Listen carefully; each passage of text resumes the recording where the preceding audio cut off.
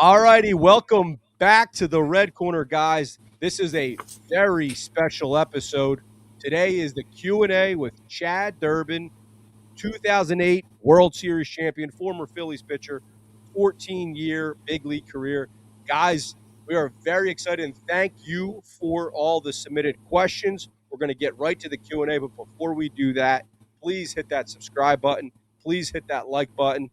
We're not going to keep you waiting anymore. Let's get to that Q&A with Chad Durbin. Chad, thanks again, as always, for your time here. Chad, I want to say you broke the Red Corner record for questions submitted, so thank you for that. We had 113 questions submitted between our DMs, emails, replies. So that was our record. So all credit to you and the 2008 team. So thank you for that, Chad. Oh, man, that's awesome. I got to say, I'm looking forward to answering. I don't know if I'm going to be able to answer some. I saw some of the messages about 3 songs and this, that. I was like, I remember maybe 09 a little bit better on the song side because of playing the Yankees and, the Black Eyed Peas and all that stuff. But, man, I know we listen to music, the same music every day in the clubhouse. And when those songs come on, I get like war paint. It's like smelling rosin. I go straight into war mode. My kids are like, don't let them smell rosin.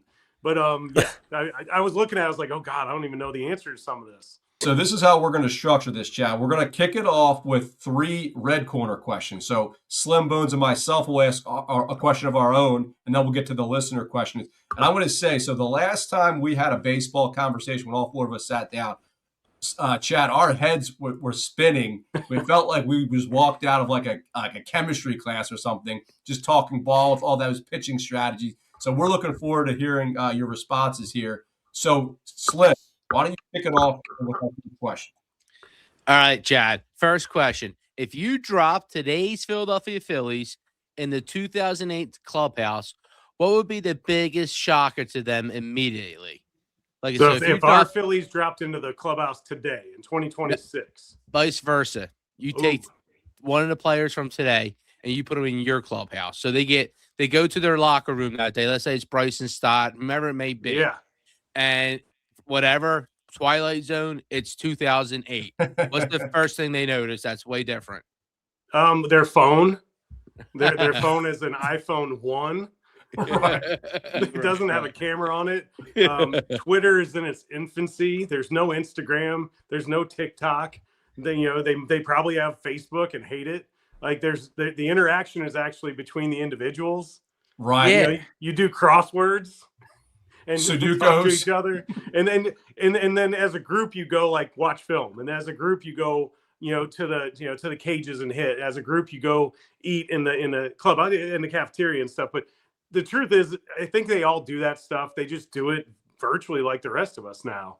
But yeah, that would be the shocker, is just that, the tech is just not quite up to speed. I would think that the food options, we were doing the best we could, but it was still not. I mean, we were arguing about how much more could we pay Jason Worth, Utley, what can we pay to have better food in the clubhouse? Healthier food, not better, because better food is bad for you. I live in Louisiana. We have really good food. And if you eat the really good food all the time, I'm going to end up, needing to pan out a little bit on this camera. But that would be something that they noticed too. I think they'd be shocked. Are we putting Jimmy Rollins and Chase Utley and everybody in the room with him? Yeah. We might as well for this hypothetical. Yeah. I get to answer Why this not? however Right. I want to. Right. I think they'd be shocked at how closely talented, how fast people run, how hard they throw, how gifted they are at communicating, how they're going to approach a pitcher. And maybe even it's less about looking at an iPad and getting the individual analytics, download straight to you on what we're going to do, versus turning and looking at Jason Worth and saying, hey, how do you think he's going to throw me today? How do you think, this guy's cut sink, what do you think? He's like, man, the last 3 times I faced him this or that. And then, on the plane. So I think that would be a little bit of their learning curve, would be having to figure out some of the things that they get downloaded to them verbally. I mean, it would be a conversation differently. And look, in 22, I was with the team. The last 3 times they've been in the World Series, I've been part of it in some form or fashion. I think Middleton needs to note that, right? Right. I'm teasing, not half teasing. But I do think that walking through the clubhouse was a little bit of not necessarily eye-opening. It's a lot of the same stuff, but I think they train a little bit differently. They lift differently. Their programming is different.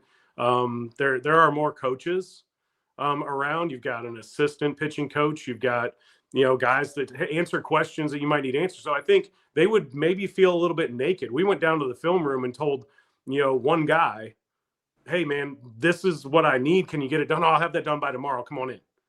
Versus them going in and playing around with it on their own, on their phone or on an iPad. So that's what I think would be different. The music would be a little different too. All right, so let's get to the next one here. Which reliever did you connect with the most during your time with the Phillies? Gosh, dog, that's a tough one because we really did gel at a different rate. Like it was, first couple months I had never really relieved. I relieved a little bit in 07 with the Tigers, and I was just shot out of a cannon. I had to figure out how to warm up and not throw too many pitches. I had to figure, but I was doing so well that none of them really talked to me about that stuff. And as we kind of made our way into a playoff hunt, and August and September started to happen, and Charlie and Doobie started to really think about who's going to be 6th inning, 7th inning, 8th inning. I think Lidge was one of the closest, just because he'd been there. We were all kind of looking at him like, hey man, you've been in World Series games, you've done this, you've pitched a high level, you're reintroducing yourself as the guy who gave up the whole Pujols home run, but I'm pretty good still.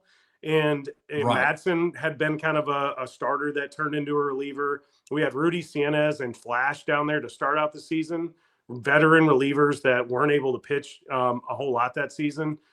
Scotty Air came into the fray. I would say that, Scotty, JC, the lefties were kind of like our escape hatch. And then you had Clay Condrey, myself, Mad Dog, and I mean, that I got everybody. It was really hard. Like when we have a pen group that we text on, and whether we're talking crap or somebody's like, hey, is everybody still married? How's everybody doing? Like, it's just people checking in and checking out. But it's just a tight knit group because you've been in a bunker and gone out there and you fought the Mets off and played against the Yankees, played against Tampa. I was actually, oddly enough, I'm gonna bridge this really quick because I was close to every one of them. But Chad Bradford, you remember the submarine pitcher for Tampa? Sure. Yep. So Pedro got the big hit off of him, and he had a hell of a career. He went to Southern Miss, where my son is in school. I just went to a first pitch banquet. I didn't get to talk to him. It was just busy. It was a huge banquet. I was shocked at how many people. But his son was the pitching coach there and is at Liberty as a pitching coach. But his grandson is like a year old and has leukemia. That's what I was grabbing from that. But just funny how small this baseball world is, that Chad Bradford playing Tampa, how my brain goes to relievers and how tight knit we are and how I can relate to somebody like that. I just want to call him in the next couple of days and say, man, we've never really met. I'm sure you don't like the Phillies because of guys like me, but our little family cares about that type of stuff. So who do I reach out to or talk to the most now? I mean, I guess it's the pen, that group. If somebody brings up something like, hey, how do I do this pension stuff?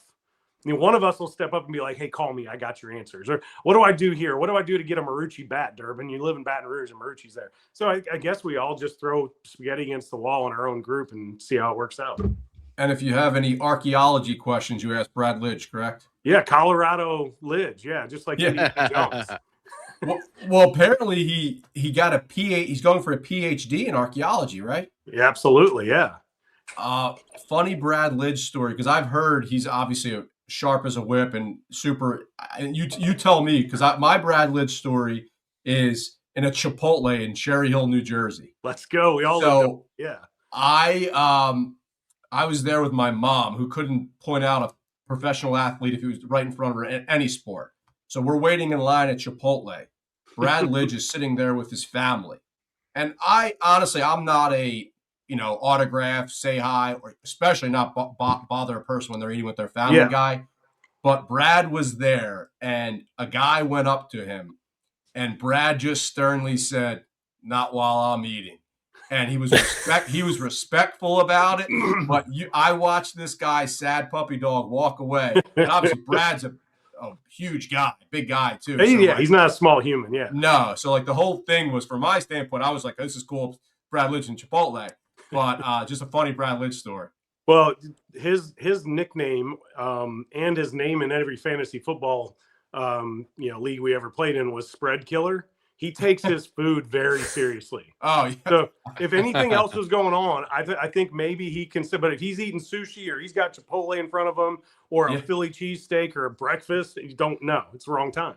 I get it. And again, super respectful. It was just like a not right now while I'm eating not Chipotle. right now. Yeah. Well, this one's actually for me. Chad, we talked a little bit about this last time we were getting together. But what aspect of the modern game, whether you're going to go with the rules, the technology, the training, etc., do you think Chad Durbin would benefit from in this today if you were placed into the game today? Yeah, no. So as a young player, I was really athletic and could move really well. I had a high aptitude, and the game at that time wanted everything to be sinkers and sliders, not a whole lot of four seams at the top of the zone, not a lot of curveballs, because they just weren't getting called.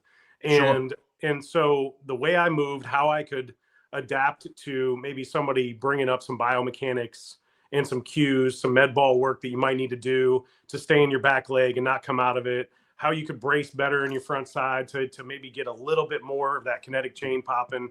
I do think I would have pitched to the top of the zone with 93 to 95.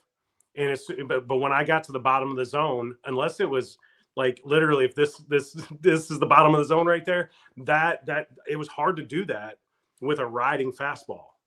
So your misses ended up being balls that got hit really, really hard against some pretty good lineups in the 2002, 2001 stretch of time. And so I think I would have benefited from knowing, or other people knowing that what we're trying to get him to do is actually counterproductive to what he does well. And I think, I would have benefited a ton from that. I really liked to get in the gym. I really liked to do drill work. I really like to do that stuff, but I was kind of on an island doing it on, you just do what works for you and watch some other guys do stuff and try to do what they're doing or ask some good questions. I think I would have benefited a ton from that. But I learned from a lot of really good players. And some things that I was told didn't kick in for 4 or 5 years. Like I was really close when I had my Tommy John in 2002 to being able to apply the things that I learned in 2000 and 2001. That's at 22 and 23 years old. So at 24, I was a number 2 starter, and our team had Beltran in center, Jermaine Dye in right, Johnny Damon in left. Like we were ready to take off, and they needed me to come in and be one of those guys that can go stop a losing streak or this and that. And I thought I was ready, and then physically just felt a little give in my forearm playing catch before the season, battled my nuts off to try to get into the season and be that guy. Just couldn't execute on it. And then, disappear for 3 years while you're trying to figure out your elbow. When I came back during their minor league stint and then back in the big leagues, I was still in survival mode. Hey, I just want to make it back. My wife told my son, who's 16 weeks out of Tommy John right now, she said, your dad for 3 or 4 years, good outing or bad outing, you're like, I felt good. She was like, at some point, it's got to go from feeling good to go get people out again. Go be a freaking, go be the guy that aggravated the piss out of everybody you knew, because I would bury them in anything we played. It didn't matter what we're doing, but I was just happy. I was in survival. I'm surviving because, I didn't get I didn't get sent down today, or it didn't hurt today, all that stuff. And so I think that, that's something that I, take away from guys told me certain things that I was able to apply. And as I was a little bit older, I think it's really hard. And it's special what Bryce Harper and some of these young guys have done getting up so early. He was up at 19. I saw a video where I punched him out at 19. So, I don't know if I need to pat myself on the back or be like, man, you punched out at 19. Nah, man, 19. That's right. But I think about the things that I was hearing then, like you almost rolled your eyes. Like there's no way that that's actually what Terry Mulholland. He said he would say something, or Paul Bird or Jamie Moyer even. When Jamie Moyer started to say it in 08, and it was different. I was hearing it differently because I was like, ooh, I can apply that. That can go to number 7 on my list of 10 things that I apply every day. I really like that. And I know how it'll play in the game. I know what I can do here. And you just become confident. So the more confident you are, the more likely you are to try new things. That's such a good point, because we've talked about this on the podcast, like those guys like Alec Boehm, for example. If he can take that next level up that everyone thinks he has in his arsenal, that would be huge for this team this year. It really would. All right, so the next kind of wave of questions, I try to bundle them based on theme because we did get a lot of questions, Chad. So these are more World Series-y. Yeah. So this is from Eric. So, Chad, you are a legend. Aside from obviously winning the World Series, what was your favorite moment with the 2008 Phils, and when did you know that team was special, Chad? I don't know if it was I really think it was the Dodgers series. We knew we were good going in the playoffs. We just kept winning games that we needed to win. Right. I thought beating CC was a bridge we needed to get across to not just prove it to ourselves, but you go out and beat CC was pretty amazing that year. Getting traded and then going out and pitching every 3 days, it seemed like. And I played with him in Cleveland. I know CC, and I know how much it all meant to him. Probably meant a lot to him to come back and beat us the next year. We'll talk about that another time. But I think Matt Stairs hitting the homer in LA, and I could hear I was in the dugout. I just got the hook pulled out. Casey Blake hit a home run off me the inning before. And when Stairs hit the home run, all you could hear were our fans, our dugout, and that's it. And the whole place that was going nuts 20 minutes before, they were crying into their Dodger dogs. Like it was such a special moment, and it doesn't no justice at all to even watch it on TV. As great as as great as TV was, as great as some of the recaps are, man, to be in the actual dugout and see the ball get launched into the night, and then to hear everything, like the weird sound of, because the family sections there, the Dodgers did not do us right. The Phillies do a better job of this. They put the family section on the road team. They put them in a section and they have cops lined up. They are protected, security's there. The Dodgers had us all over the place. So our families are standing in like groups of 10 and 15, but they're freaking getting on it. And you could just see these little spots of people, making the noise that they were making. But that was a pretty special moment. That really was what, hey, it's not just going to happen, but it's inevitable now. Yeah. We're going. These are the two best teams. I think the Red Sox were really good that year. I did not think Tampa was as good. Right. I knew they were really good, man. That was surprising. You make it through the East. You make it through the East. Like they made it through the East, and they were talented. They were young and all that stuff. But I really thought the Dodgers and us, I thought we were the best two teams in baseball at that point. I'm shocked it was so late though, because you're saying not till the playoffs. Because you guys were in the playoffs before. It wasn't like August. Yeah, but I was a Tiger the year before, so. Right. This is my perspective. Maybe Jimmy and Chase and Victorino and Howard and Cole and everybody else, maybe it was an inevitability to them. I knew we still had to go play in Shea. I knew we still had to have them come to our place. I knew that the Dodgers, we were playing them in late August and September on the road and at our place. I knew a lot of those things were happening. So we won 89 games in 07 in Detroit and didn't make the playoffs. I know how close you could get and not make it with a really good team. So I think we were in the playoffs before I thought, man, we're gonna have 2-3 million people at this parade. Like you start to dream about that stuff. Yeah. Right. And then what I love about that run is, like you said, CC was phenomenal. Right. And then the other player is Manny Ramirez. I remember every time Manny came up, I was like, here's a double. Or, like I was like, it was daunting. So, what are your general thoughts on having to face those two? Yeah. I mean, I picture Victorino and Brett Myers, of all people, having amazing at-bats against CC. I mean, that was like, if you scripted that and we were watching a movie on was Netflix. insane. And you're like, hey, this baseball movie looks a little cheesy. I'm going to check it out. And some random pitcher is just fouling balls off of a Hall of Fame pitcher in a playoff game. You're like, come on, I'm going to change this. I'm going to watch something else. My God. I'm going to put on something else, Invincible or something. I'm going to watch this stuff. I'm going to flip the script. But so funny thing is, not many people consider, we do, of us four consider and be like, Charlie Manuel is brilliant in his own way, right? He was a genius with regards to Manny. In both 08 and 09, he said, hey, you're going to face him in big moments. So set him up however you need to. You're going to face him a lot so that when we face him in the playoffs, you have a pitch or two to go to. And I did it in 09. I did it in 08. In 08, I was running out of gas in August and September. I had never thrown that much in my life as a reliever. It was my first real year relieving, like I said earlier. And so I was like, okay, I'm going to cut balls to him because it was going to be what I used the most. And make him, I'm going to throw it to the edge and maybe off and make him beat me. But like Chuck said, when you need to make a big pitch, the bases are loaded and there's a big pitch you need to make, know what pitch you need to make. And he said, Manny's going to be thinking about this stuff. He's going to anticipate this. So you got to outplay, you both have cards. Which one are you going to play to get him out in a big spot? And I remember running in 08, I remember running into, I think it was in September. It wasn't in the playoffs, but Jay happened, loaded the bases and Manny's up. And I had to run in there and that place felt like it was moving. Like my feet weren't touching the ground at the right time. And I'm jogging in and I had thrown him cutters the previous couple at bats. He was, I think, 4 for 4 off me when I was 22 and he was in his prime.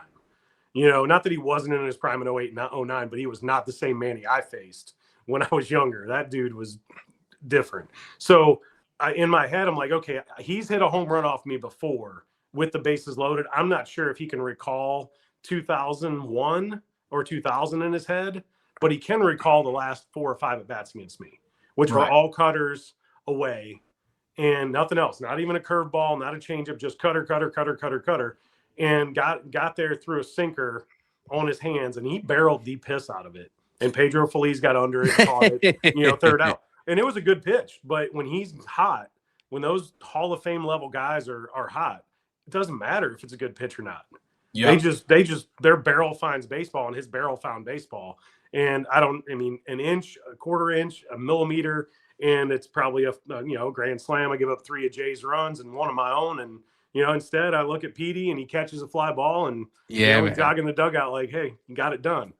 Yeah, it's so funny that Slim. I'm glad you mentioned the Manny Ramirez because he's one of those guys where it's just one of those playoff series where you felt like he just was seeing everything. Same thing with Hideki Matsui the following year for the Yanks. But so Chad, funny recurring joke, and so Manny Ramirez always comes back up, and Bones probably has a smirk on his face. If you look at his hand, he still's got the stitching on his hands from the foul ball off of Manny Ramirez that crushed his hand. We joke, Chad, because we call ourselves, as 35-year-old men, we do this. We jokingly call ourselves the foul ball patrol or the home run patrol. The joke is we haven't caught one foul ball or one home run in the entire time we've been on a baseball game for almost 30 years. But yeah, so Manny Ramirez hit a streamer off Bones' hand. Dude, he barreled up a lot of balls. I had to lean back, and it was still. I had to lean back, and it was still like an imprint on my hand. And Bones got some mitts. Bones is a big dude. Yeah, absolutely. Like gravity's a pain in the butt when the ball gets up that high, huh? It's funny how you mentioned like how guys know what like they did in previous at bats versus guys, because I watched that Greg Maddux documentary last year, and he talked about an at bat with he had against Jeff Bagwell. Yep. In like the middle of the season, and he called his catcher out, Perez, and he told him what he was going to throw because in 3 months in the playoffs, we're going to be facing him, and he's going to look for this pitch. And he got him out swinging in the playoffs. He let him hit a home run. Eddie Perez 3 months was our before bullpen that coach in Atlanta, and he told that story. So hearing him tell it again on that doc was pretty awesome, because Maddux was he was playing chess. Everybody else, including the other Hall of Famers, were playing checkers. Like he was playing a different game. And for me, like Eddie said it, he's like, can you think like that? I'm like, maybe like once a month, twice a month. He said he thought like that for everybody. And you played, look, they played a much more acute schedule. It was, you're going to play the Phillies. You're going to play, the Astros. You're going to play the teams in your division a lot more. So Maddox was able to play that game a little bit. And that's, I think, why Charlie gave me a little bit of leeway. I'm not sure if you want to do this or not, but here it is. If you think you can set them up, go ahead. And it really did. It allowed me to, I think when we clinched in 2009, I threw a sinker on his hands that was the same, not even the same setup. I had thrown him a couple sinkers, but I hadn't thrown a ton in the counts that we threw him 2-2 and 3-2, but it was usually cutter default. I'm sure if you got reports, it's like if Durbin gets into a 2-2 or 3-2 count, he's throwing cutter to a right-hander. Well, we threw him sinker. And it was funny, Chooch, I was thinking it. And sometimes when you're pitching back then, I'm sure now, satellites are lining up in space in their ears and stuff, and it's a little bit different. But when you're thinking something that's a little offbeat from what you've done, and you're about to make a decision, and you're like, man, I'd really like to throw sinker here. And if your catcher goes boom, and you're like, no, and you boom, no, wiggle, no, four seam, no, and finally they give you a sinker, there's a little bit of doubt. Even though you want to be convicted, there's a little bit of doubt. Like, maybe it's not the right pitch. Come out here, let's talk. Versus you're thinking it, and he goes sinker in, and you're like, yes. And so there's like this double down of conviction that happens, and you go execute really well. But that happened in that moment, and got the ground ball back to me through to first, and I actually got the dub, the clincher, in that game in 2009. So, and that was Manny. That was like, you could easily be looking at a completely different series. If he hits a 3-run tank, then that dugout starts to sniff it. Like, it changes things, So, Chad, we got one more here before we get to some of these trivia games we're going to hit you with. So hopefully you're ready for that. They're all going to be easy ones, don't worry. So last question before we hit the break. How do you think, Chad, the 2008 clubhouse and Charlie Manuel specifically would have handled this 2025 Nick Castellanos saga? I guess we'd have to be in the clubhouse with him all year, or the last couple of years, to really understand Casty and what kind of teammate he is when cameras aren't on him. Sure. I think Dombrowski specifically brought him in because he hits plus pitching, the ones and the twos and the closers, he hits them really well. So that all the baggage that comes along with him, that he's not great with the media, or can be, but man, when you're trying to do your job and he's being a turd, they get to write their stories, and if you don't handle it well, it ends up trickling into the rest of the clubhouse. It ends up being a pain in the butt. It ends up being hard to cheer for people like that. And right. I don't know. I think it would have been, Charlie would have probably sat him a little bit earlier and tried to correct path. And if it didn't work, man, you're not a fit with this clubhouse. I'm sure somebody else would love to have you, because he's a hell of a player. But and it's the same thing with a guy like Bohm, he's great in the clubhouse. Guys love him; they'll go to bat for him. But there was moments where, when he was young, he made mistakes, right. verbally saying what he said.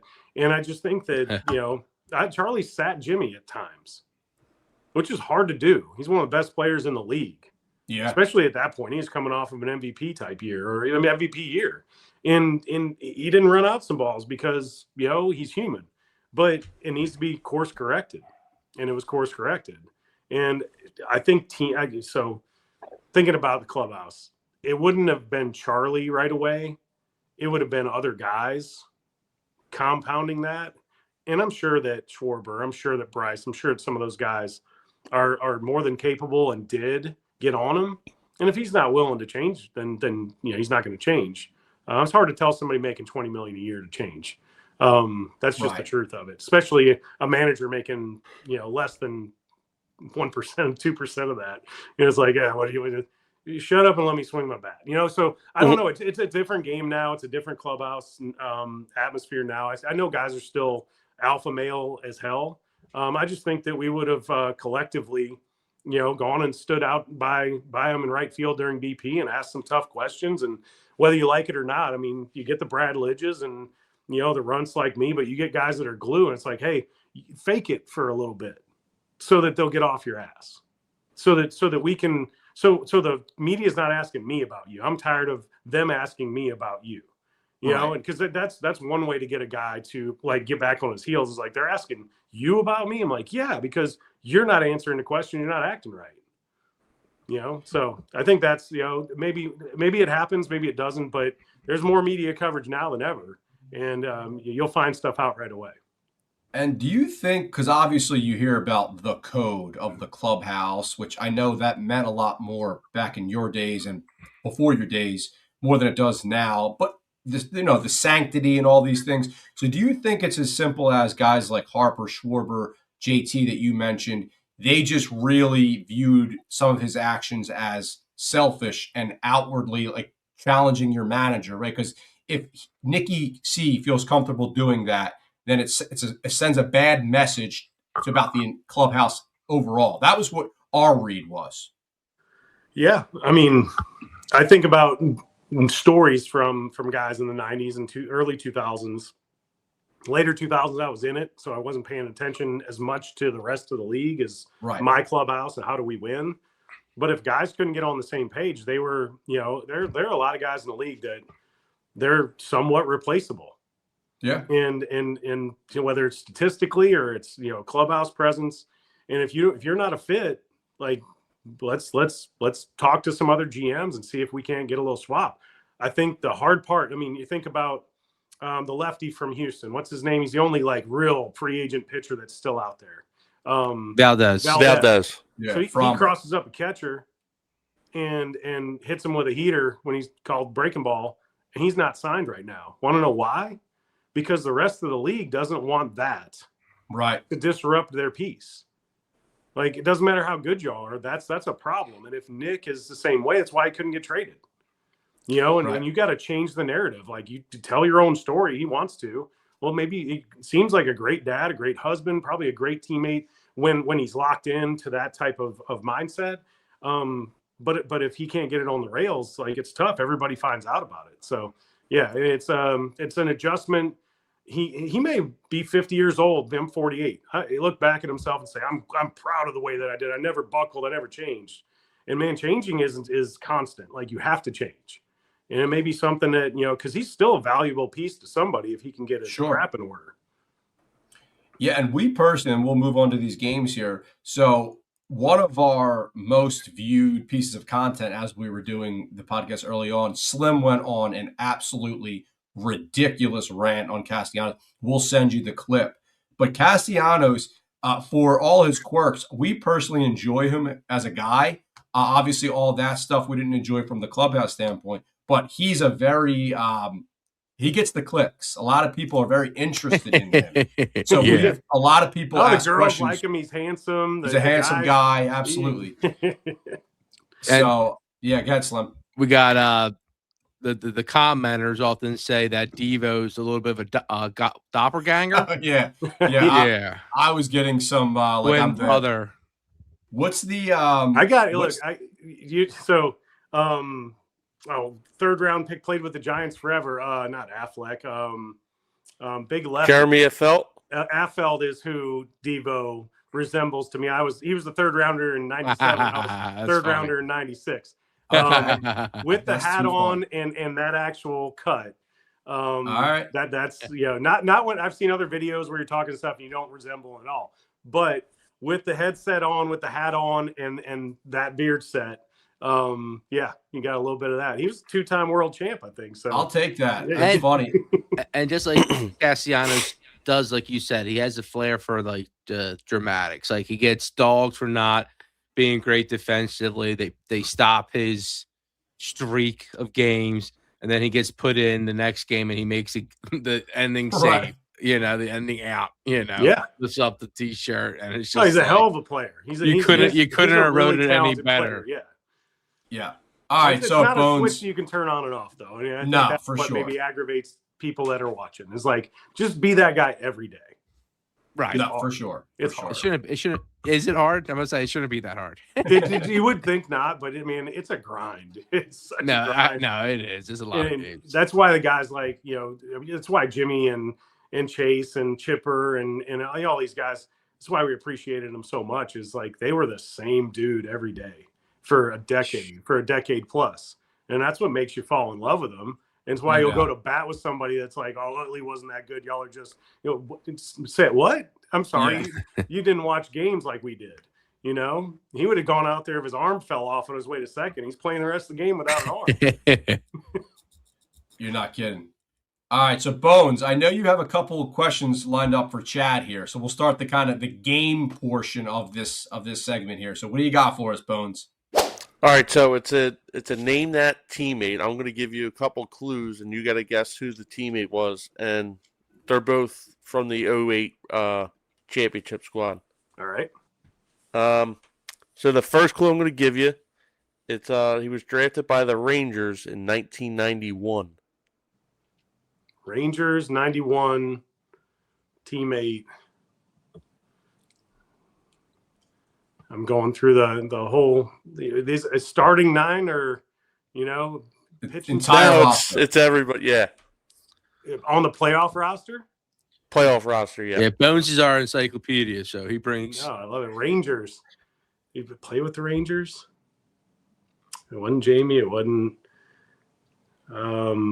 Ledger. I mean, 91. It's not Rudy. It's not Flash. That's Kansas City. Not Scotty Air. No. Scott Air. Let's go. I had to go down the list. I'm like, I don't remember him playing with the Rangers. He must have got traded before he got to the big leagues, or did he get called up by them?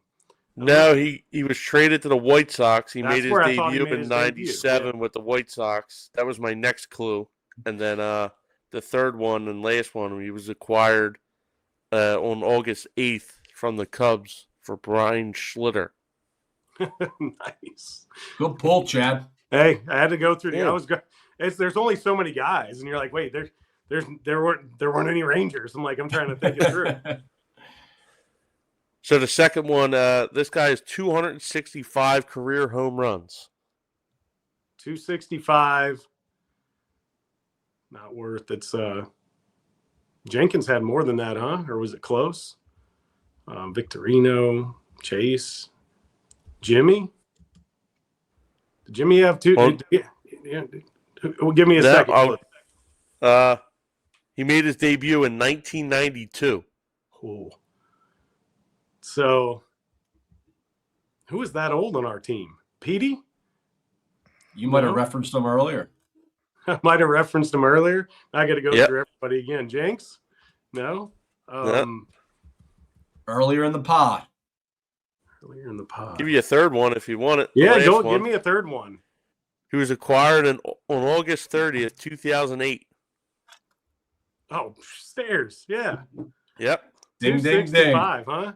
I almost gave up more than he, I guess if I count my minor league home runs, I gave up 246. I only gave up 123 in the big leagues. So, but yeah, Stairsy was a special pickup there. That's cool.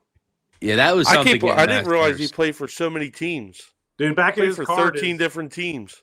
Yeah, and I think it's 5 or 6 times where he played for 2 teams in the same year. He was a pickup. He was a deadline guy multiple times. Yeah. Yeah, they don't even have the waiver wire pickups no more, and that's what he was. Absolutely. He took a hack. He really did. Stairs is kind of, and pardon this cheap comparison, he's like Nick Folesian, right? Where he's just like that legend in the sport for like that unique reason. You can't put your finger. Obviously, Foles won the Super Bowl, but I think you all understand what I'm getting. I'm not trying to disrespect Stairs' career, but from like an individual player standpoint, he's similar. Absolutely. I mean, you have moments like that, like Foles' career. If you took away, the Super Bowl, it's like, exactly. But that's what we're playing for. That's what we're playing. Stairs hit, and he didn't just hit that one homer, but he had many at bats and many conversations in a dugout that mattered. No doubt. So real quick, and think about why I might be asking you this. This current major league player has never reached base against you. They are 0 for 2, 1 strikeout and 1 ground out. Any idea who that is? Is it Bryce? It's Bryce Harper. Bryce Harper never got the ball out of the infield on you, Chad. That's my fault. Yeah. I was with them in spring training that year. I was in Washington for spring, wow. and their bullpen was really good. And so I got to watch Bryce. Rick Ankiel was there, who was a lot of fun because he's, really, really talented. Worth was there. That was in that 2012. I was actually out in DC for the exhibition game right before the real, start of the season. Yeah. In a Washington Nationals uni, doing the anthem, and I've got Rizzo, I've got the assistant GM. They're like, Derbs, we got to go. You're not DC is not for you. You got to go meet Atlanta in New York. And so, I actually remember watching Bryce work out and being like, man, that's a 19-year-old kid. I wonder if he's going to make the team. I know he's talented enough. And then, a couple of months later, I'm facing him, in Atlanta.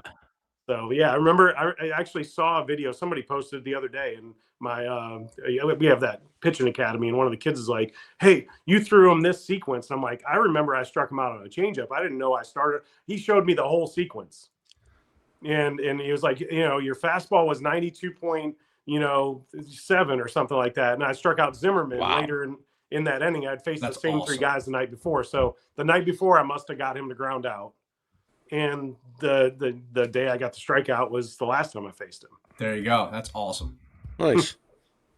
All right, so to keep it a little lighthearted, we saw back with a lot of the recent Phillies with their recent World Series run, they had the theme song with Robin, right? Dancing on My Own.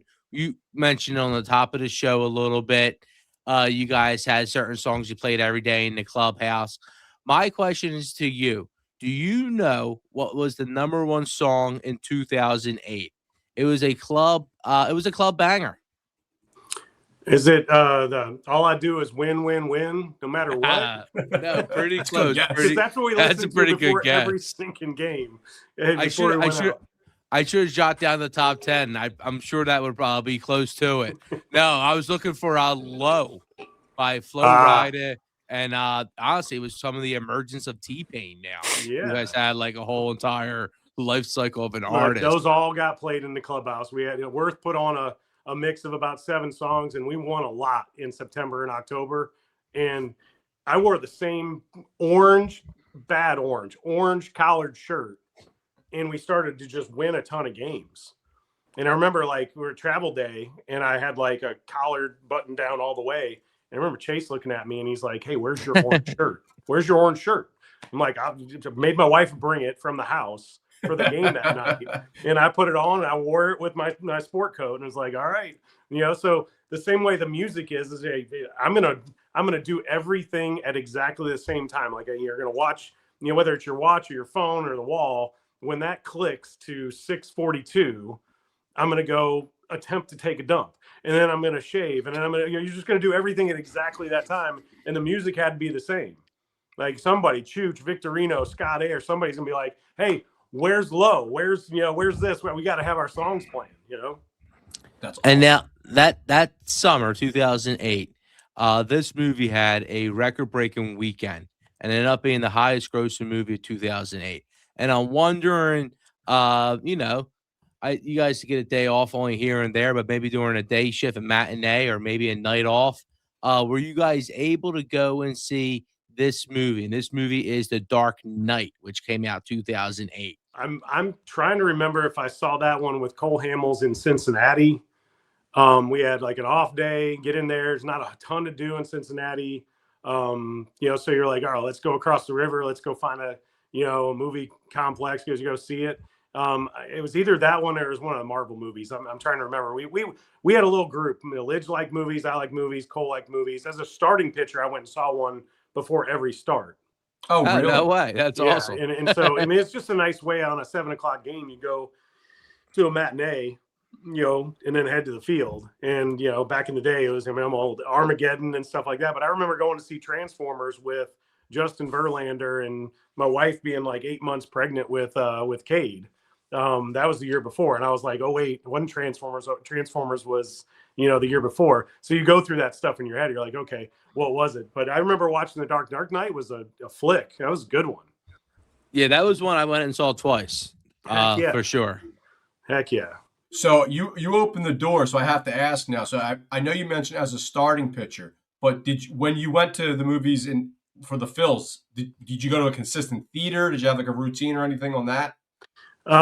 So if the family wasn't in town, I'd find a place over in Cherry Hill or Okay.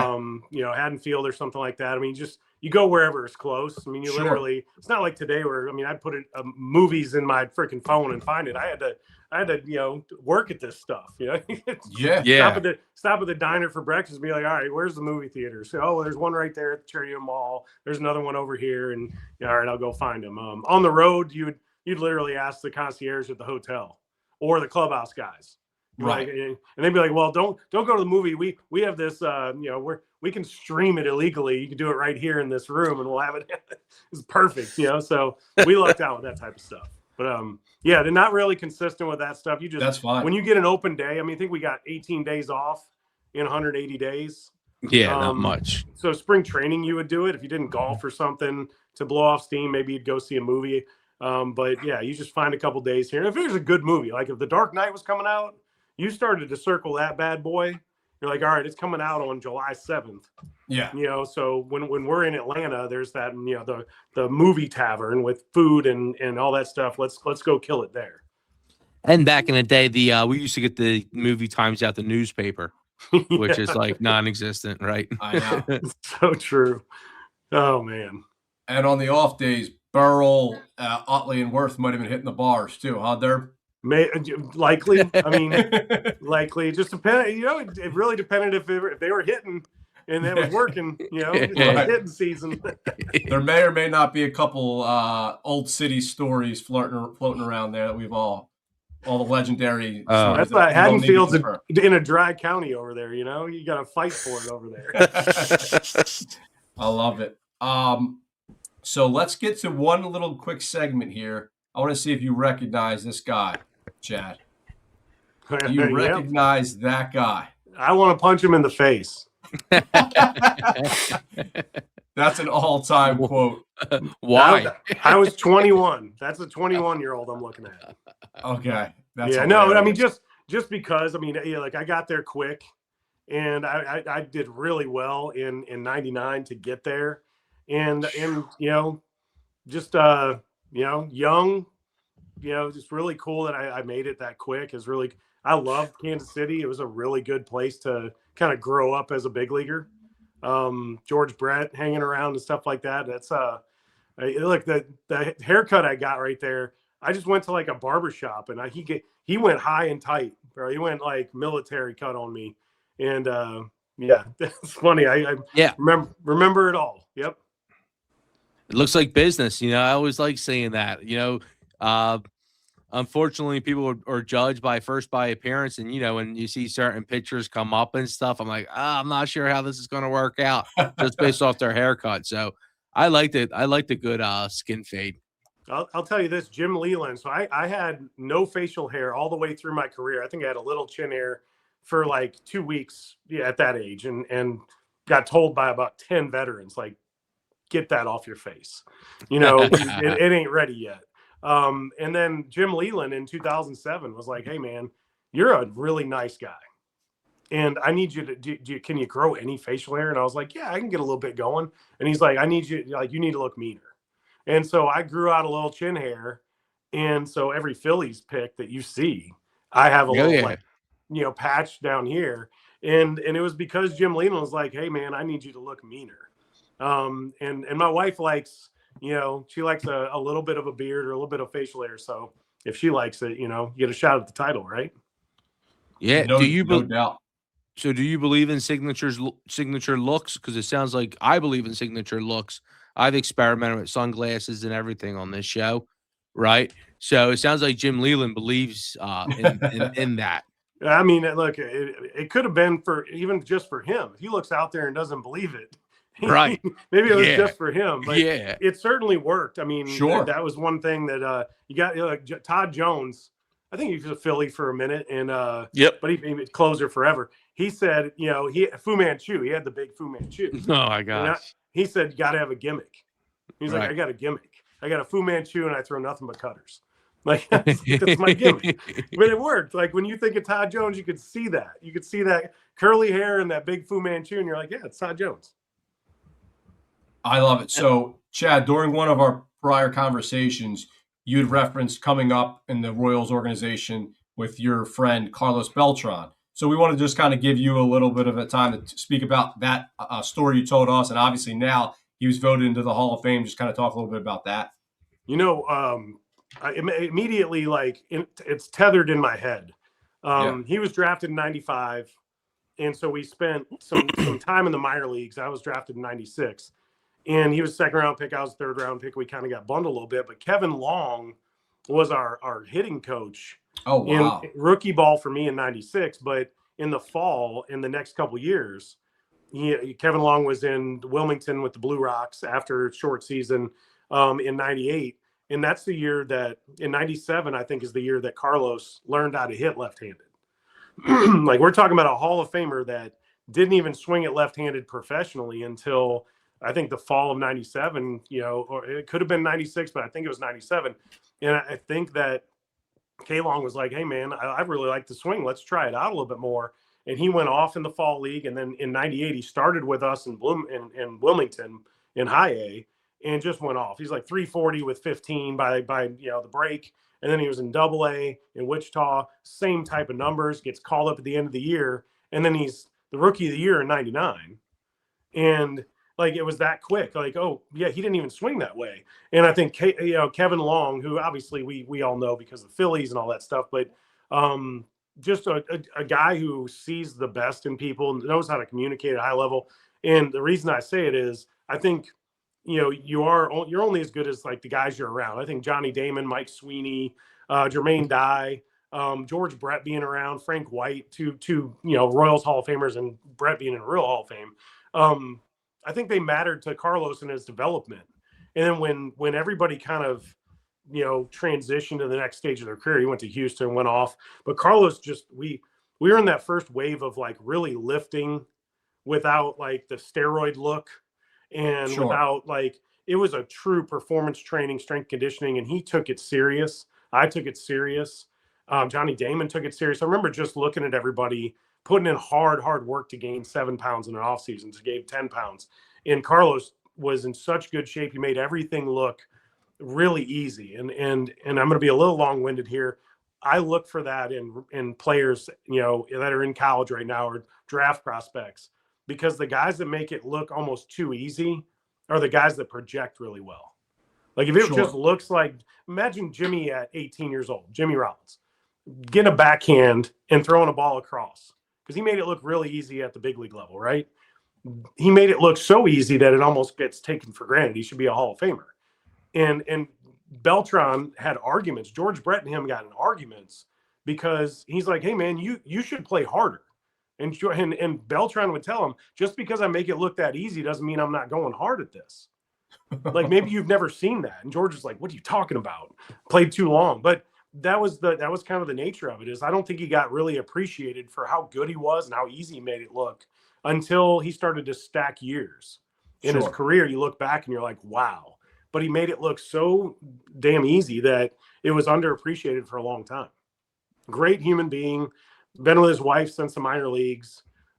Just one of those guys that wanted everybody to do well around him, and would jump through whatever hoops. So just really, really happy for him. Really happy for just the path that he's been on over the course of time. Watching him and Andrew Jones go in together is kind of really cool. I say childhood. You just looked at the 21-year-old version of myself. That was me watching Andrew Jones on TV in the 90s and then playing against him and playing with Carlos. I mean, these are my people. And it's really cool to see guys. Andrew Jones also made it look almost too easy. If you really think about like how easy he went out to go get balls. Well, that's what it looks like when guys are going to be next level and possibly have a shot at being a Hall of Famer. For sure. And, obviously the overused kind of phrase is, when I was watching X player, I thought I was watching a Hall of Famer. And what that means, it's impossible to quantify. But for whatever it's worth, when I was watching Beltran, I felt like I was watching a Hall of Fame player. That I completely agree. That's how easy he made the game look. Chad, what are your thoughts on the 3-batter minimum rule for pitchers? As a reliever, would you come in to take on a right-handed batter as a strategy move? And now it feels all the help to the batter. John. Yeah, so I'm not crazy about it because it was never something I had to work through or battle with. And I mean, I think you would just adjust. I'm not crazy about it because I know it's to speed up the game. You know, so I know that's the math. You know, every pitch and change costs us 3 to 5 minutes, and you know maybe they just hate selling commercials. But I liked being like when I played with the Braves for a minute. They had 3 left-handed pitchers that were just filthy, and so if I had to go face one righty, David Wright, and then they brought in 3 left, but I'm gonna go get my out, and then you go just like lefties back in the day used to do the same thing. Like I'm gonna bring them, get Chase Utley and Ryan Howard out, and then you know you face the rest of these clowns, and so that I you have to develop differently as a pitcher. You got to have an arsenal that can get both guys out. You know, it just I liked you know rocking it back and forth. You know, hey, we're gonna go right left, closer. And I think it's just a little bit different now. And you know, I wouldn't have liked it for myself. I don't hate it watching a game today because I've normalized it. It doesn't aggravate me near as much. The pitch clock I actually like. It doesn't aggravate me near as much as the picks to first and umpires like counting and stuff. I'm like, you know, I thought it was the strategic thing to do when you had a young guy hitting and a little bit of a base runner on first. I'm going to pick over there 7, 8 times in the first pitch. I'm gonna pick 4 times, slide step out of the zone, maybe buzz a guy, and then I'm gonna go back to holding for 5, 6, 7 seconds and going over. You can't do any of that stuff. So there's a little gamesmanship that I really and you know Aaron Nola did a good job of it. He no longer can use that part of his game. But I really did feel like, man, when I had a young guy, Bryce Harper, for instance, I don't even know if there was a guy on first, but I would definitely have done it with him when he was young. Is like, hey, I'm gonna make him want to call timeout, and right as I think he's about to do it, I'm gonna throw a changeup, you know, and right as I think he's about to call timeout again, I'm gonna go to first, and I'm gonna make him have to unstrap things and get frustrated, and I don't think that happens anymore because we're in such a hurry to throw the next pitch because we have to. So a little bit of that gamesmanship that you know. Maybe it's the same with Michael Jordan and Larry Bird and all those guys.